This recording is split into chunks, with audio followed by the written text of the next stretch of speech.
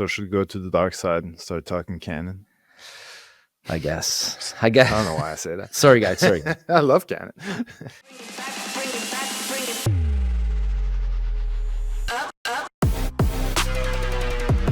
All right. Welcome back to the latest episode of Game Day Glare. I'm Lance. I'm with E, and this is the podcast for sports videographers.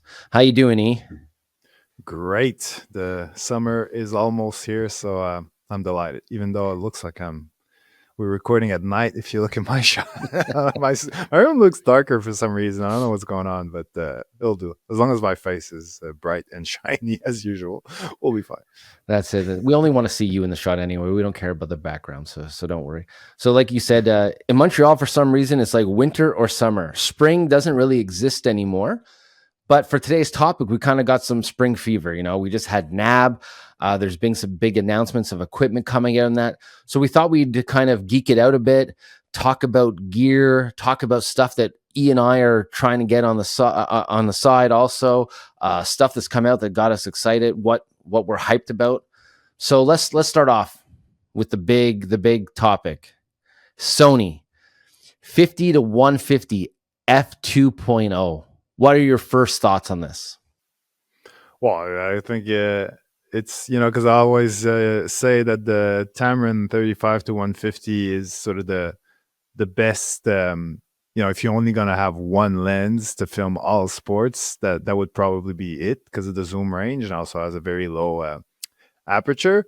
So obviously Sony coming out with their version of it, which is 50 and not 35, but then you get the f2 across the zoom range, where with the other one there's a bit of a variable aperture going between 2 and 2.8. So yeah, it was definitely a winner, but much heavier from what I understand, much bigger, like thicker, and but it's a internal zoom, so that offset a bit of that. But the price is definitely the big negative about that lens. I think it's $3,900 US, if I'm not mistaken. So probably $5,000 for us. So yeah, it's well, if you don't have a Sony, a 70 to 200, or you don't have a 35 to 150, and you're sort of in the market for something like that, then it does make sense. But if you already have one of those two, is it worth it? Maybe if you sell the one you have, then you can offset some of the price. But yeah, I don't know. What do you think? First of all, I was surprised it came out after NAB. I knew it was coming out, but I figured like it would be a big NAB story, and it came out after NAB. The second I saw the specs, I'm like, I want it. Like, this is going to check so many boxes. Like, you don't need the 70 to 200 anymore. You have this 50, which is perfect for interviews. It's a 2.0 all the way through. It's like, wow. And then when I saw the price, I'm like, there's no way. It's like $5,500 Canadian. That's not without tax, and who knows if there's going to be tariffs or whatever else is going to be added onto this lens. But man, it's expensive. Like, well, I was expecting Sony to keep the price the same as the 70-200, and I'm telling you, I would have bought one. I would have been like, okay, it is worth it. I think it's got a great lens, but I think they just outpriced everyone out of it. Yeah. I mean, you have to really, really see the value in paying that much for one lens. Yes, I know it probably replaces 3. But even if you bought 3 lenses, is it going to come to that much? Thing as well is that f2, it's obviously the big selling point, that and the zoom range.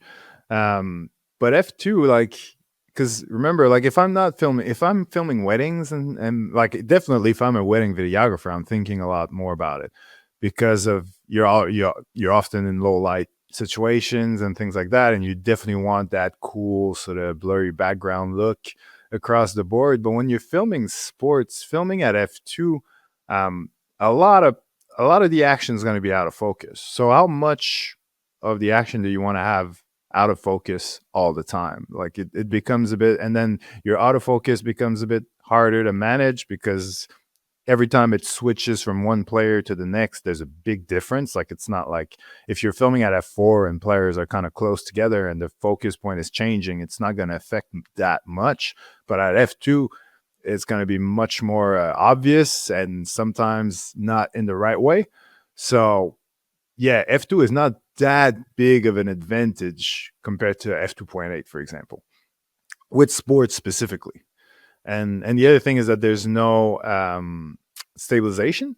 So if there was stabilization, again, I would consider it, because my Tamron 35 to 150 doesn't have any. So now to have a similar lens but with stabilization, and it's a G Master lens and all that, I'm like, oh yeah, that makes sense. Still very expensive, but like if I sell my Tamron, then it makes sense maybe.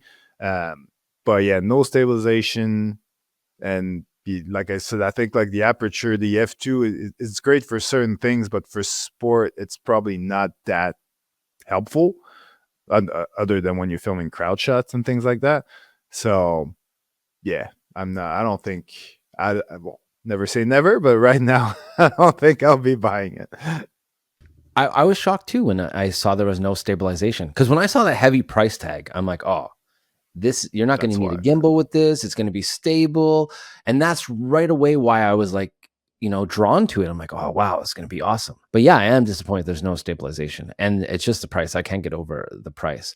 Also, too, like your ND filters and that, it has a raw thread. So you can't just put on your regular NDs. If you do, they'll get stuck. So there's little things that they did. Also, on your lens, too, you could put like the booster on it, so you can increase the zoom. This one you can't, because they have like a shallower rim on it when you attach it to your camera. So there's a couple of things that they did that are kind of shocking, especially at that price tag. Like at that price tag, I expect all the bells and whistles, because if I were to buy it, that would be definitely be my most expensive lens by a long shot. Like the Tamron 35 to 150 is half the price. Yeah. I saw a video on YouTube where a guy tested both. Yes, the glass quality is better on the Sony, but it's minimal. It's minimal. So, Oh yeah. oh, man. Well, at least for what he was doing with it. Because like I always like to people who reach out asking about lenses and things like that, or autofocus. Like, remember, you're filming sports. Like that quality difference when everything's moving around, there's a lot of movements, you're outdoors, like sometimes it's bright, sometimes it's darker, like there's so many variables that you're going to lose that quality in that process, especially if you're posting on social media, then you lose a bit of quality as well. So like when you're shooting portraits, when you're shooting, like let's say you're shooting an athlete at training, you're just doing like a cool sort of up close video when you're actually close, you're not like filming from afar and zooming in, like then yeah, you'll probably notice that quality difference. But when you're filming game action, not that much. No, exactly. But when you do see that lens, right, you kind of get the gear bug. There's all this new gear. You need stuff at spring. I got these shoots planned that. So you and I have been talking a lot off camera, off podcast, about gear that we want to pick up. So I just picked up finally an FX3. Backstory: I did used to have an A7S3.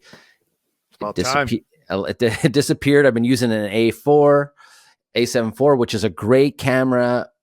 I have overheated once with it, but I'm always worried about overheating. I'm not crazy about the 60K crop. I do use it to my advantage when I need it. So it is nice to have it, but it was time to upgrade.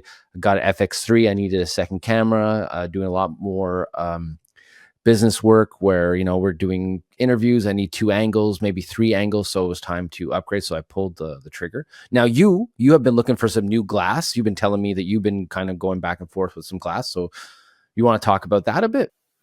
Yeah, it's not really for like sports content though. It's more like to film myself in my YouTube videos and things like that. Like I was looking at actually saw Peter Sorellis video where he was talking about the 16 to 35 Sony and the G Master lens, and I thought like, yeah, that's actually, I can't remember what he was using it for, but like for me, it's just like filming myself talking to camera, and also being able to quickly switch to just filming other stuff around me and having a bit of zoom, so I'm not stuck at that's like super wide, that super wide frame. So yeah, I've been thinking about it, but it's like $3,000 US, I think. No, Canadian, sorry. So it's not cheap for what I'll be using it for, because if it was like directly related to what I'm going to do, like sports wise, it would make a lot more sense. But because my intentions are more for, vlogging and filming my YouTube videos, then it becomes like, who really benefits from this except for myself? Like probably the viewers a little bit, but it's not like I'm going to get more views or more subscribers or anything like that because of that lens. So it's harder to pull the trigger, but I probably will. And I'm also at a point where now if I buy that lens, I can probably sell one or two that will become useless and will just like collect dust. So you have to look at it that way as well. So yeah, a 16 to 35 G Master f2.8 is probably going to be my next purchase, but we'll see. Have you looked at the 24 to 50 f2.8 that they came out with, the Sony? No, well, it's one of those, because I have like, for me, like once it goes over like 24, it becomes something that I'll probably just use my 35 to 150 anyway, especially if I'm at a sporting event. So it's really, when it comes like lower than 35, then I'm like everything over 35 mil, I feel like I'm covered. It's that range between 10 and 35 that I'm like, ooh, there's options where I could potentially get something that would give me a better result than what I have now. I have a few primes. I have a 24, I have a 35, and I have a Tamron 17 to 28. The Tamron 17 to 28 is what I should be using when I'm doing the type of content that I want to do with this new one. But often I don't, because 28's not that far. So I figure I might as well. And it's 2.8, and sometimes I don't know, because I've got the 24 prime. So I'm like, might as well just use the prime, and I can play with the aperture, and it's wide enough. And so I don't use it as much as I should. But yeah, we'll see. So yeah, because you're basically in between the focal lengths you want. Now, have you ever rented or instead of bought equipment, like when you need it? Never with lenses, but I did do it with camera back in the day when I had my C100s, and I wanted to move to like a more of a, well, it wasn't that I wanted a mirrorless camera. It's more that the autofocus, things like that, was way worse on the C100s. Like you couldn't track. It was just like center and that's it. Well, the only way you could track was if you had like an EFS lens, which weren't that great. Like they're like variable aperture sort of. So so basically the EOS R was kind of the new camera, the cool camera that just came out, like from Canon. And so yeah, I rented that once to test it out and see if it would work with and also because it was like I would lose my XLR inputs. So I thought like I wanted to look like with the converter, like what the audio would sound like, all that sort of stuff. And so yeah, I wanted to make sure that I test it before I buy. But with lenses, I feel like you already kind of know what you're getting into. But from a perspective of maybe just going to a game and just seeing if it's actually what you wanted, because you know what you're going to get, but is it really worth it? Is it really that different from what you already have? Things like that. So it for obviously it depends on how much money you have and stuff like so. So for me, I'd say like buying a $1,000 lens, I probably won't go through all these hoops. But if it was like a $5,000 lens, I would definitely probably rent it first, just to make sure that it's really a move that I'm willing to make. Right? Have you ever rented anything? Yeah, I rented FX3 kits before. Had a shoot where I needed three of them. So we rented them with lenses, batteries, all that. The reason why was the client expected a certain quality. It was easier to have three cameras the same later on for matching colors. Once you have the menu set up, once you have the settings done, it just makes your life easier. So instead of going out and purchasing that, which would be like, a $15,000 purchase for all three. Well, yeah, that's that's a bit different, but yeah, it's a good point. Like if it's like project specific, let's say you've got a project coming and you would really need like a 70 to 200, but realistically you need it for that project, but are you really going to need it after that? Then definitely rent. Like don't buy if it's just like rent it for a week, if it's necessary. But yeah, it's no point in buying a lens or a camera that you really just need for one job. Well, that's where we get trapped, right? It's like, what are the client's needs and what is the creator's obsession? Because we love gear. There's always new gear coming out that we're like, oh, let's try this or let's buy this. And so we just had NAB, which there was a lot of new gear shown and stuff that's coming out. Have you seen anything that excites you? Because I have something on my list that excites me. Well, I haven't really followed anything, to be honest, from NAB. I saw like a few that, like, to be honest, like Canon is exciting me more and more. I won't make the switch because it would be just way too complicated because I've got lenses and batteries and all that. But I like their newer cameras, like the C80 and the C400. Like I like where they're going with this, but they're not new from NAB. I think they came out like a year ago or something. Yeah, they more like promote them more in NAB than that. They are on my list, by the way, about stuff that came out of NAB. But I want to talk about the Insta360 X5. Like, is this finally a legit B cam? Because you get like 8K, 30 frames. You got AI and convince me, because this is your wheelhouse. I'm usually the biggest fan of action camera, so like sell it to me. No, but what I'm saying is this the perfect camera for BTS on game day? Would you ever consider about adding this camera, like a 360 cam, to your repertoire? Obviously, if you're just showing up and you're filming a one-day game, then no.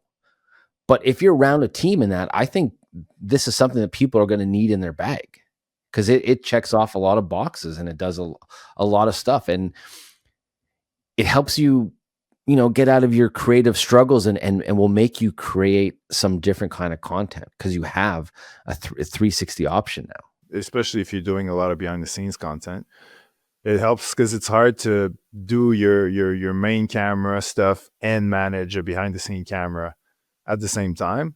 One of them is going to suffer for sure. So if you have a 360 camera that you don't really have to manage, you just have to remember to turn it on. Yeah, that's definitely helpful. I actually want to get one to actually put on my camera rig so I can get shots of me. And that's something you struggle with your YouTube. You have to set up a second camera. You kind of got to leave it alone and trust that no one's going to mess around with it and that. Where if you have this 360 camera attached to your gimbal or to your rig, your hand rig, it does give you those cool perspectives. I know a lot of them are just basically of your nose, really close up if you have it too close to your face.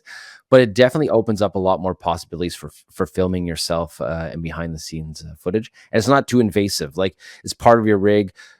People you're filming or interviewing and that, it doesn't really get in their way. So it's not a big deal. No, it's true. So what are the specs again of that? So 8K 30. It does 6K and 4K is basically what it is. So what it does is it films everything in 8K, and then when you zoom in and all that, it's basically down to 4K. But it gives you the option to zoom in, which helps, right? Do you know the price? It's about $800 Canadian. Oh. So it's not crazy, but it's getting out of that price range where it's more priced than standard GoPros or DJI Osmo.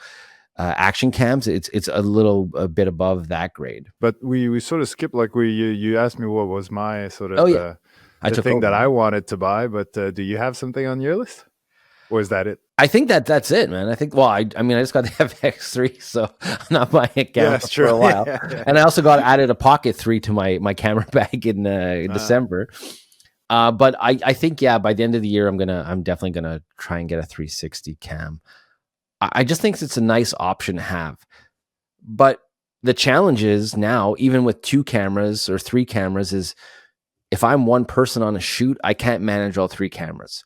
So I have to go with, what am I filming for? What do I really need? And it's great to have all these toys, but then again, is it a client need or is it a creator obsession? Which one is it? So I got to figure that out for my shoots, but I think it's definitely something I'd like to add to my bag just because it gives you so much more options. So what are the chances that you buy the Sony 50 to 150?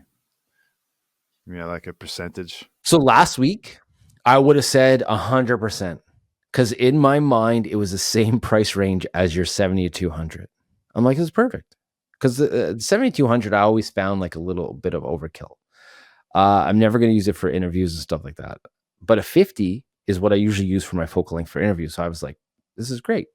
This is going to be my main go-to portrait camera / interview camera, whatever. This is amazing. And then when I saw that price, it just outpriced me out of it. Like, I will buy 2 35 to 150 Tamarons instead of that lens. And I'm also curious to see how easy it is to, at that weight, and size, like it can't be that easy to put it on a gimbal, I'm assuming, unless you have to.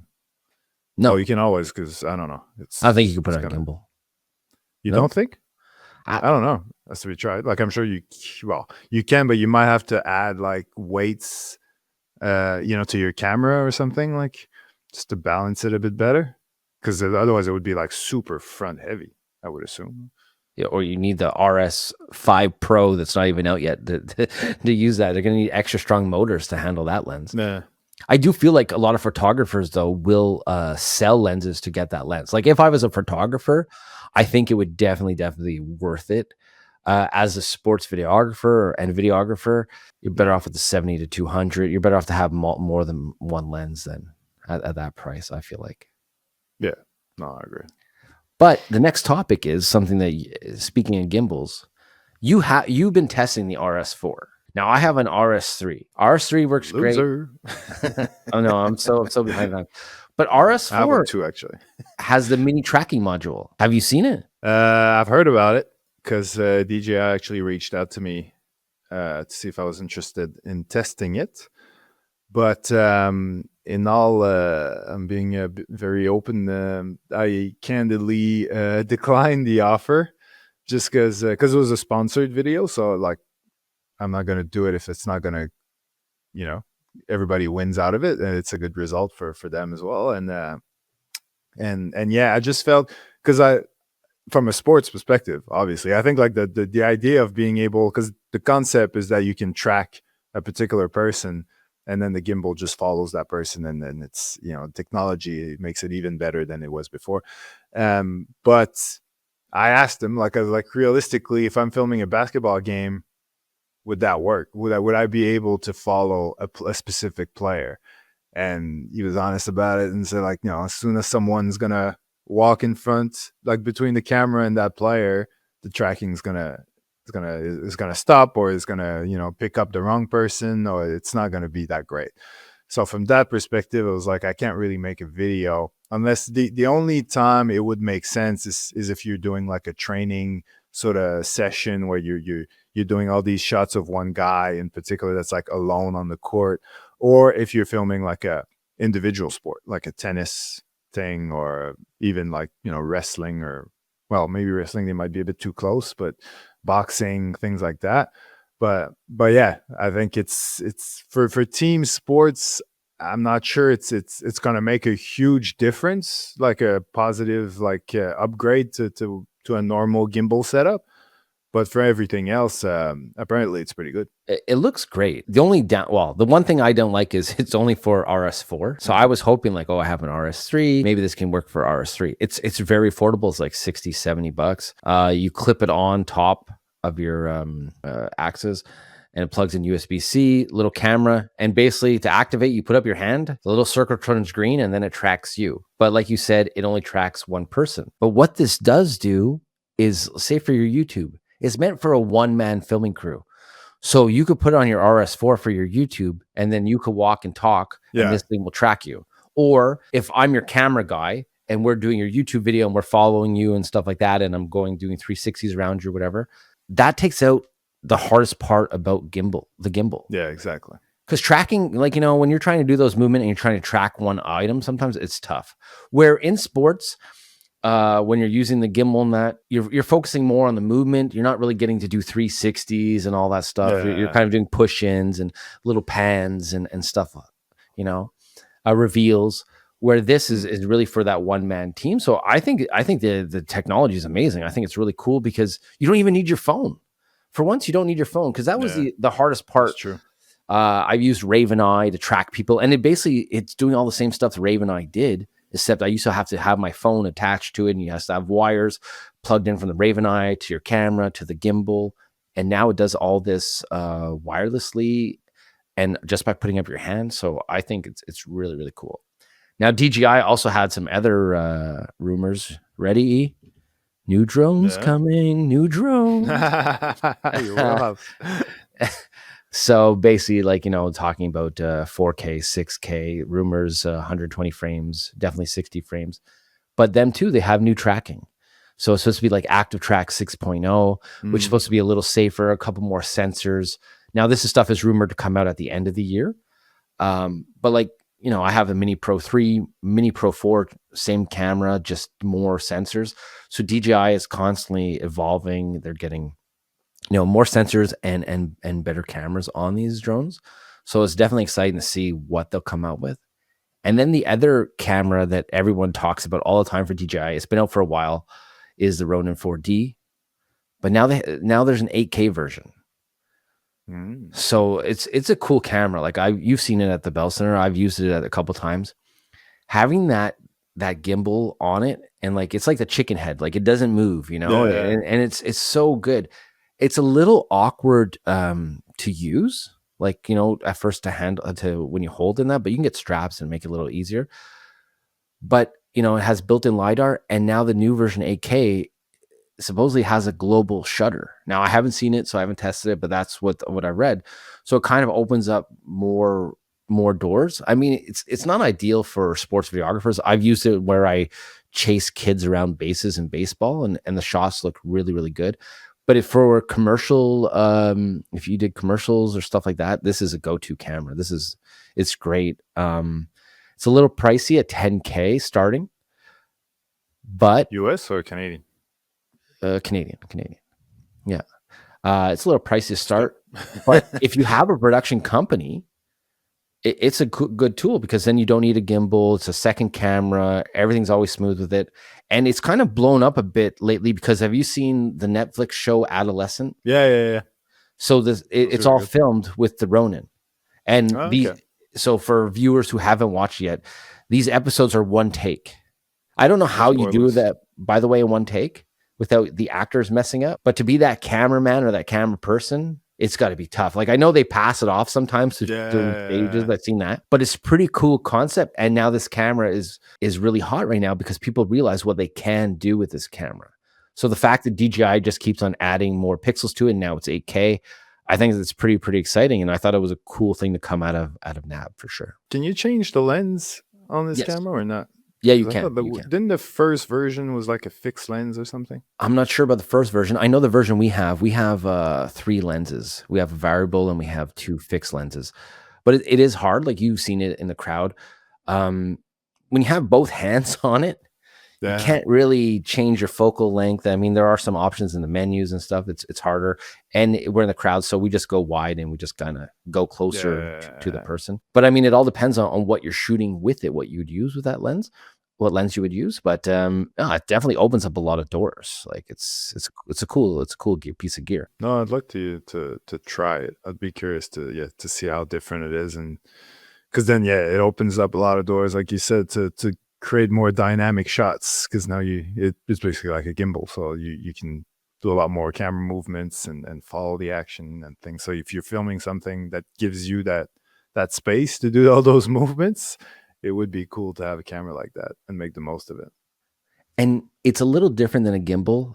You still have to kind of ninja walk, but not as bad. Like, it definitely has more stability than your regular gimbal. Like, you use it. I haven't used the RS4. Was there a big upgrade from the RS4 to RS3, or is it very, very similar? Well, it's similar in the sense that it does the same things, but it has like better motors. Like, they're stronger. They're so they can handle more, and they autocorrect as well better. So there's less of that camera, the gimbal freaking out and spinning and just like spin of death. Yeah, I don't think it ever happened to me with the RS4, but I tend to like properly calibrate just because I'm so scared of it happening. But yeah, it's the motors are better. It automatically comes with a focus motor as well, so you can install that on the zoom or on the focus, whatever works for you. So you can use the joystick to do that. Where with the RS3, I think you have to pay extra for that. There's other thing. Oh yeah, the coating is different. It's like a different sort of titanium. There might be just like something over it that makes it smoother. So like, sometimes it's a bit hard to just move like something from like just like a small increment, like a millimeter or two. Like it's a bit, you have to push hard, but then you go too far and then you go back. With that one's like the texture is smoother, so it's easier to do that. So it's little things like that. So you're doing the same things, but it's just better at them, basically. I had an RS2 and then I upgraded to RS3, and I noticed a difference. So I am thinking about, will I eventually get the RS4? The RS4, what honestly would make me buy it would be the active track, the little module. But the mini seems to be like what everybody's like going for. The only fallback I see is the mini, the battery doesn't detach. And I like the fact that my battery detaches from my RS3 in case I need to travel with it. It's easier to fit in a camera bag and stuff like that. That's the only thing with the mini. But you can get they have the same options. You have the RS4 Pro, you have the RS4 and the RS4 Mini. So they do check a lot of boxes and they give you a lot of options. So it's kind of cool. So should we go to the dark side and start talking Canon? I guess. I don't know why I say that. Sorry, guys. Sorry. I love Canon. So Canon C400 looks like a pretty affordable camera. Well, affordable. It's competing with the FX6, I find. No, because it's 6K. It's got built-in ND. I feel like Canon's really trying to come back into the creative space of videography. I mean, a lot of people jumped ship and went Sony. When I first started messing around with DSLRs, it was a Canon 5D, I believe it was called. And that was like, wow, if you had that camera, it was $2,000. You were not, just a guy with a camcorder anymore. You were a filmmaker. And I feel like Canon's come to play. Like, oh yeah, like the C400 to me looks like an ideal camera. Like remain to be tested and see what it looks like, because I watched a couple videos on that one and the C80 as well that we'll probably talk about after. But like, first of all, like for that one specifically, it's $8,000 US, so it's not cheap. Price range though with the FX6. Yeah, it's true. But when you say 6K, like it's not, a 6K sensor, but then it produces like a 4K image. You can actually record in 6K, and it's like full frame, which is rare. Like a lot of those Canon cameras, they're like Super 35. Like this one actually has like full frame sensor, and so you can record in 6K 60. You can record obviously in like super high quality 4K 120. You can also even change from the RF mount to a PL mount. There's a triple base ISO. That's obviously that's probably the biggest thing about it. There's also internal NDs, I'm pretty sure. So yeah, internal NDs and triple base ISO. That's a big selling point right there. But I watched the video about because I had that conversation with a Sony rep, so I have to take it for what it is. But I don't think Canon counts a base ISO the same way Sony does. Like for Sony, a base ISO is the optimal dynamic range and also the cleanest image, like no noise. So that's why on a lot of cameras, Sony cameras, they won't say they'll say the base ISO is 800, and then everybody will say like, oh yeah, like on the Sony A1 Mark II, for example, like, oh yeah, what's the second base ISO? Oh, it's 4000. And you can definitely see at 4000 that the noise drops down dramatically.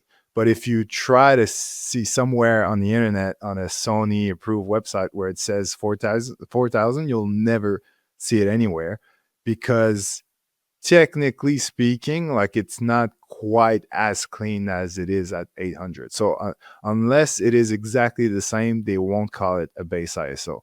Where with Canon, they kind of like the TikTok of views compared to YouTube. They don't count.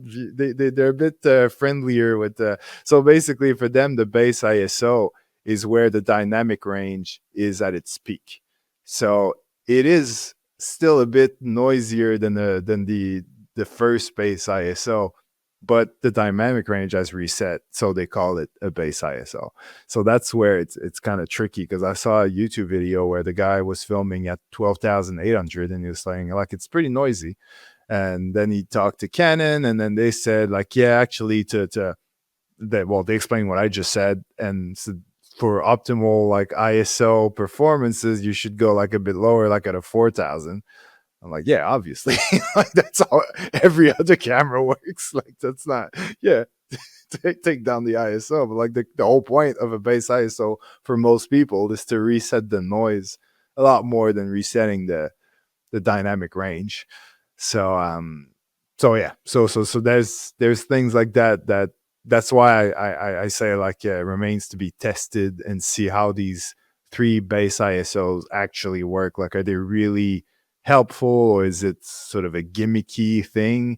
Yeah, I'd like to try it out and see. But at the same time, saying that, like, if the footage looks awesome at 6,000 ISO, life is good. Like, you know what I mean? Like, I think sometimes I'm very guilty of over think, or like giving way too much importance to a base ISO. Like, oh, I need to be at the cleanest all the time. Where in reality, like these other ISOs, like they're not that bad. Like it's not like it's night and day, and you know, I'm gonna ruin my shot by not being at the base ISO. So I'm definitely guilty of doing that. But like sometimes, yeah, we have to get out of that, you know, mindset and just try the other ISOs and see what it looks like actually in real life. So that's what I'd be curious to do with the C400. But if you just look at the specs, to me, that's like at the moment right now in 2025, that's one of, I don't know every camera, but the ones I know in those price ranges, like it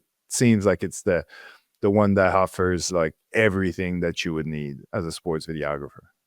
Yeah, it looks like Canon came out to try and be the top dog in that category because it you know, it checks all the boxes. It's funny you mentioned ISO like that, because we were talking before and I was telling you about my FX3, and I told you I had my FX3 on flex ISO, and your eyes went like, oh. E is very into he only has two ISOs on his camera. That is it. And I explained to him why I have flex is because, you know, I'm working in all these different places. Sometimes you don't have the option. I'm allowed to cheat a little bit. And he looked at me like he didn't know there was other options. He knows 800. He knows 12,800. That is it. Don't talk to him about any other ISO. He has no idea what you're talking about. Well, that's the thing, because I have like, obviously I often have like variable NDs and things like that. So I'm like, why would I'll just play with that. But then so many situations indoor mostly where I'm like, why do I go through like, because switching from 800 to 12,800, I have to adjust a lot of other things to sort of make it look good. So I'm like, why do I bother? Why don't I just put it in flexible and just, you know, adjust on the fly, and it is what it is. And but yeah, especially if it's my BTS camera, it's like, why am I doing this? But like I was saying to you earlier, the good thing about being at a base ISO with a 10-bit camera is that you can push in post by like 2 stops, and it's still gonna look clean. Like you really have like flexibility in post to adjust an image that looks like way too underexposed. So it's not that scary to underexpose, and it's not like you ruin the whole thing and it can't be used. Other camera we mentioned earlier, Canon C80. Yes. It's Super 35. It's compact. It's great for full frame, I think, isn't it? This is a great camera for like content, social content, interviews, and sports. So I think Canon coming out with these 2 cameras now is back in the game, and they're kind of pushing Sony's pricing. Like Sony's been adjusting their pricing and delayed. Sony has delayed now the A7 V, which I was waiting for. They delayed it. They were waiting to see what Canon was doing. And now that Canon's kind of adjusted, is that one of the reasons why we've seen some cameras come on sale, some Sony ones come on sale to kind of fight Canon's pricing? Because Canon is definitely trying to get back in the game. Yes, they were never out of the game, but the typical videographers that we know have all basically been Sony. There's not very many Canon guys that we know. Well, it's just because they were a bit late to the whole making like sort of quote unquote affordable 4K 120 cameras, and Sony just ran away with it basically at a very decent quality level as well. So when I say affordable, they're still like very professional cameras. But it is a full frame, by the way. Well, like it has like a Super 35 mode as well, the same way like a full frame Sony camera has like an APS-C mode as well. So you can do both, but it does record in full frame. So it's basically the smaller. It is the C80 is to the C400 what the FX3 is to the FX6, basically. It's just like a smaller sort of thing that has a few things taken out of it, but still like the same sort of base and quality. It has the 3 base ISOs, all that sort of stuff. I think if you have a C70, that's what I'd like to know. How much of an upgrade is it from the C70? I know the C70 is definitely Super 35, so that's an upgrade. And triple base ISO, I'm pretty sure, isn't on the C70 either. No. So yeah, there are a few things. So they're definitely pushing the needle. Now, will they start making like more third-party lenses in that for Canon to get back in it? Because that was always the issue too, is the Canon lenses were expensive and you only were able to use Canon. So hopefully that changes a bit too, because that could maybe adjust the pricing of third-party lenses. Well, I think also like the advantage of Canon versus Sony in terms of like packing their cameras with specs is that they're not afraid to make them a bit bigger. Like Sony always tries to keep the cameras as small as possible because they're really going for the vloggers, the travel shooters, the photographers, and Canon, well, with their their cinema cameras, like they're not afraid to make like a C70 is a lot thicker than an FX3, like so you can put a lot more stuff in there and not overheat. And then so they, from that perspective, it's but it's one of those things where like once you're in an ecosystem, it's hard to switch, like unless you're just like just doing this as a hobby and you've got like one body, one lens, and that's it. And then you've been using it for 5-6 years, you're looking for a new one, then you can switch to another ecosystem, it'd be fine. But if you're really invested with lenses and batteries and all these different things, just because a new Canon camera came out that looks better than what you have, it's a much bigger move to switch from Sony to Canon. Because like you said, all the lenses, they're not cheap, so it's a big statement. I like how you just mentioned the size of the Sony cameras. So I was surprised too when I put my FX3 next to my A7 IV. My A7 IV is bigger. Like just by a little bit, But I was surprised. Like it's the Sony cameras are smaller, and they seem to be getting smaller.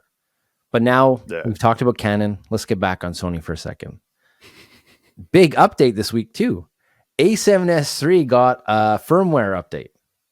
Oh, so you can finally have LUTs, built-in LUTs now on your A7 III, which didn't have that option before. Oh, I didn't know. Yeah, that's weird. So it was something that people asked for a long time, and now they have it. I was debating between an FX3 and A7S III because I loved my A7S III. Like I loved it so much. The only reason why I got the FX3 is because of the fan, because I have this new paranoia about overheating. A7S III never overheated anyway, but I was like, listen, either way, a 4.5-year-old camera or a 4-year-old camera, what's really the difference? Anyway, I went with the fan. But now that they're still supporting firmware and giving people what they want, does this mean that we're waiting longer for the FX3 too? I don't know. Who says? Well, I think like the FX3 Mark II is one of those things. Like, did Sony? I'm actually asking you a question. I have no idea. Like, did they ever say that they were gonna make one, or is it just like the fans that are expecting one to come at some point? They registered new cameras. Okay, so everyone's assuming like, hey, we got new stuff coming. Yeah. Now it could be like a new A1 Mark II. It could be definitely the A7 V is coming. They've already confirmed it. It's just they keep pushing the date. Last week they registered a new camera and everyone's freaking out online saying this is finally the FX3 Mark II, but we're looking at like a year away. So it's tough. It's tough with all some Sony rumors, but before we wrap out, what would you like to see in an FX3 Mark II? Well, it's hard because it's like there's not, because when you say Mark II straight off the bat, it implies that the body's not going to change. Like it's going to be the same body. Otherwise it would be FX4 or So in the same body, what can you add that you wouldn't simply add in a firmware update? Like there's not that many options. Like maybe like a better autofocus, a better IBIS, but like something brand new. I don't know. It's hard to find something that would make sense and it is also doable. Because like if you go to like Facebook groups or Reddit's threads, people are gonna say like internal NDs and this and that. And it's like People of expect course, but like it's internally not a Mark II thing. people are expecting internally NDs. They're expecting global shutter. They're expecting 6K, 8K recording and a better that's menu. more of a better menu. Maybe the global shutter, like that might be possible, but everything else, that's more of a new camera sort of thing than just a 6K you Mark could II. do. 6K you could do. Yeah, maybe. I mean, because they're down sampling 6K anyway. Yeah, you're right. Yeah. People have been asking for RAW. Now, I don't know if you could get that out of that same body. You might need a bigger body. Well, I think you already can on the Atomos like recorder, but you can't in camera. No, so maybe eventually do that. And the other thing that people are expecting, obviously, if you come up with a Mark II, is better battery life, right? That's something that they're always trying to improve. So it'll be nice to see if they actually eventually announce an FX3 Mark II. For now, though, definitely excited for the A7 V whenever that drops now. But I'm not worried because I was waiting. And then I was like, forget it. It's time to buy another camera. So I just got the best one available in my price range, which is the FX3. And so I'm happy now. And yeah, for me, like honestly, like my FX3, ideally, if it had like internal NDs, especially the one that they have on the FX6, which can just like adjust automatically and apparently looks like it works pretty good, that would be awesome. I would love something stupid that's not really mentioned often is like like there's a zoom rocker like on the top of the right handle, like it, and if you have like a power zoom lens, then you can use that to zoom in, zoom out. I would love for more lenses to work with that, to have like power zoom in them, so that like it'd be fun if my 70-200 actually had a power zoom and I could just zoom from the camera instead of always on the lens.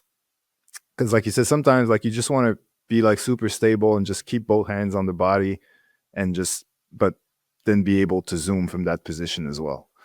So I would love for my camera to be able to do that more. And other than that, like you can always improve stabilization. That I will always be happy about. Because autofocus, like people always like, oh yeah, better autofocus. But like I said, with sports, better doesn't change that much for us. It's there's a certain point where, because the camera is never going to be able to decide which of the two players standing right next to each other and constantly getting in front of each other should I be focused on. Like the camera is never going to be able to take that decision for you. So better autofocus is not solving any issues from that perspective. So like let's not have like dramatic expectation from great autofocus on a camera. I'd rather have better stabilization. Like more dynamic range is also a good thing, because like often people just don't know what it is. They just say, oh, it's better quality. But like dynamic range is being able to have like super bright like whites and super dark sort of blacks, and be able to manage both in the same image. Like if you have like a budget camera, often you're either the sky is like way overexposed, or as soon as the action goes in the shade, you can't see anything and you lose like all the details, and you have to expose for one or the other. You can't really do both, where dynamic range allows you to do both, and they're both properly exposed. They both look good. You can see details all the way through. So obviously filming sports outdoors, the better, like the more dynamic range you have, the better your image is going to look. So that's also something that can always be improved. But yeah, well, it's 2025, so I'm sure within 5 years, all these things would be exponentially better than they are now. AI will be doing our jobs. The AI will take over all this, and True. we'll just tell the camera, a robot, what we want filmed, and bring us back the footage and edit it for us, and we'll post it. That's true. All right. Well, we finally got to geek out a bit. We don't talk a full episode usually just on gear, so it's kind of nice. Is there anything that you own that say like I'm trying. Let me rephrase it. So, are you buying for status or are you buying to solve a problem? Okay, that's something that I challenge within a business. But is there a piece of gear that you would recommend that you would buy again in a heartbeat? That I would buy again that I already have? Yeah. Yeah, like, or you would tell someone like, hey, you're starting off, this is the piece of gear that I suggest you buy because it really helped you. First of all, I just want to say I've put on my computer, I can see my wide shot for the first time since we started this recording, and I can see why it's so dark in the background. I forgot to turn on my lights. I only get the split screen. I only see makes the a lot of sense. Why is it so dark? Well, side story, you were rushing to make this podcast today. Yes, I did sleep in. We had a couple of little technical difficulties. It brought me back to the old days where I wake up and I'm like, it's 10 in the morning. I should be at work at 9. I'm like, fuck. And then I walk in at 11:30 in the office and you're like, ooh, look who decided to show up. No, I'd always just say to you, good afternoon-y. Yeah, exactly. And then you'd finish 3 hours later. Exactly. Well, yeah, I feel, I can't believe that anyway, I was like, why is it so dark? Meanwhile, I haven't even turned on the lights. Anyway, all that to say that, yeah, if there's one piece of gear that I'm really, really happy about that I would buy again any day of the week, to be honest, is what we just talked about, my FX3. I was really happy with, because I was on Canon before that, C100s, very limited for where I was. Like, it didn't do 4K, autofocus was crap, all that sort of stuff. And I was really looking to transition from there. And originally I got the OSR first, like I said earlier, because it was helping me for my videos. The main thing was like doing talking head videos for YouTube, because the autofocus on the C100 was right in the middle. It would focus on my neck. So I would have to do it manually. And so I would basically put something on my chair, focus on it, then do like a test shot, look at it. And it was just all that back and forth was killing me. So I switched to the EOS R just so that I can track my face.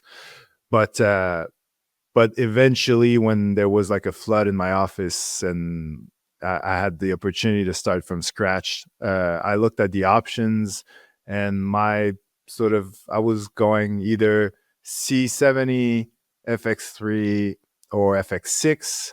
And I didn't like the Canon route. Like it was Super 35. It was RF lenses that were super expensive, and that just came out a couple of years before, so there wasn't that many options. And then it would become between the FX3 and the FX6. It was, do I want the stabilization of the FX3 or the internal NDs of the FX6? And I decided to go with the FX3. And basically all that to say that I'm really happy with my decision. It's not like if I regret, and if I had to do it over again, I would pick one of the other two cameras. I would love to have those cameras, but if I could only have one, I would still pick the FX3. And if I was to just mention lens-wise, I think, the Tamron 35 to 150 is probably, if I was to just start with one lens, it's obviously an expensive lens to start with. Usually when you start, you might not have the budget to spend like $1,300 US.